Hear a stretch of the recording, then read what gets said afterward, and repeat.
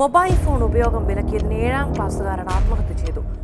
Bill, the Centers for Disease Control says the suicide rate among teens from 2010 to 15 is up 31%, which with 60% of that, 60% increase among young teen girls. കുട്ടികളും നേരിടുന്ന ഒരു പ്രശ്നം എന്ന് പറയുന്നത് ഇതിൽ നിന്ന് പുറത്തേക്ക് കടക്കാൻ കഴിയാത്തൊരവസ്ഥയിലേക്ക് അവർ ചെന്നെത്തുന്നു എന്നുള്ളതാണ്.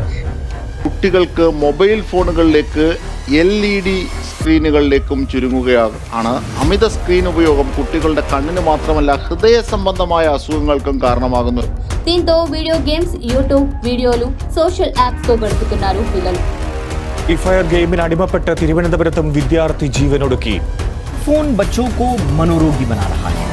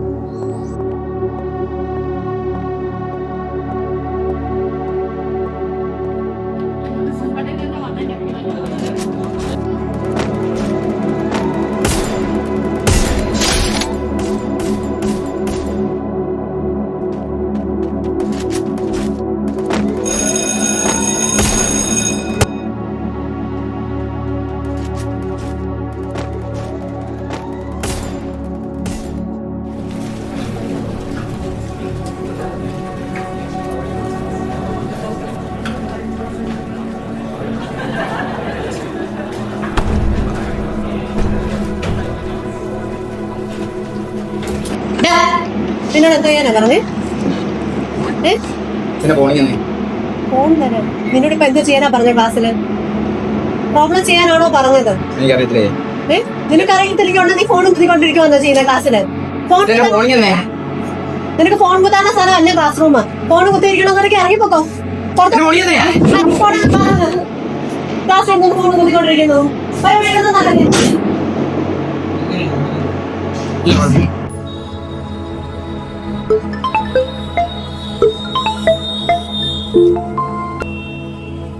ഹലോ അമ്മേ.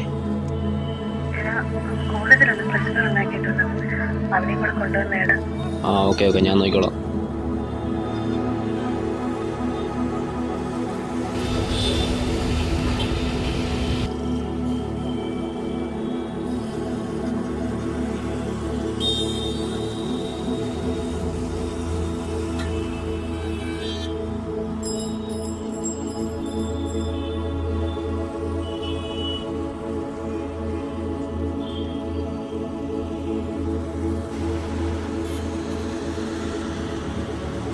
ഹലോ, എന്തോടാ?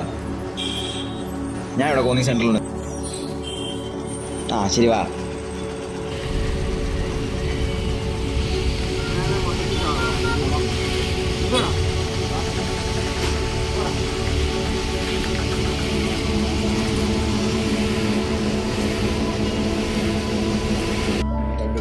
ചേട്ടാ എങ്ങോട്ടാ? ഞാൻ പറയാം. ഭാവാർദ്രമായി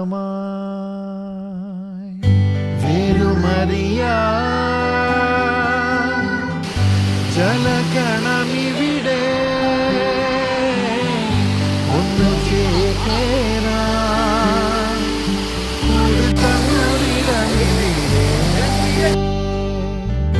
മെല്ലെ കാത്ത ചിരിവിടെ പൊൻകിനാളം മിന്നി നിന്ന തണലിവിടെ.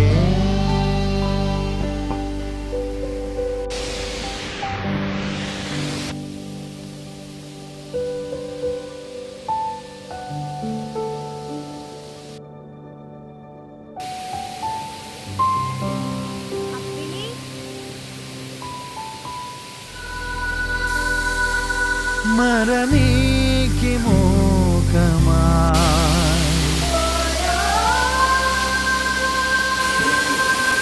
നിലവുകളും സാന്ത്വനമായി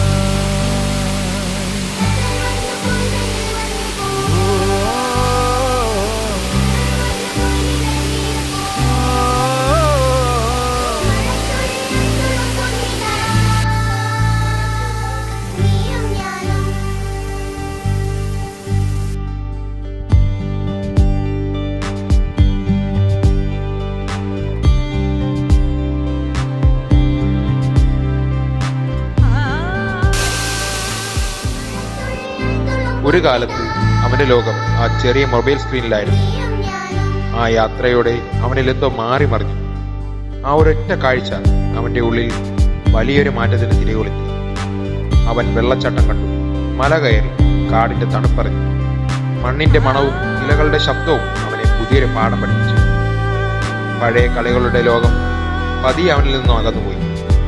മൊബൈലിന്റെ വെളിച്ചം മങ്ങി, പ്രകൃതിയുടെ വെളിച്ചം തെളിഞ്ഞു. അവൻ കൂടുതൽ സ്ഥലങ്ങൾ തേടി യാത്ര ചെയ്തു.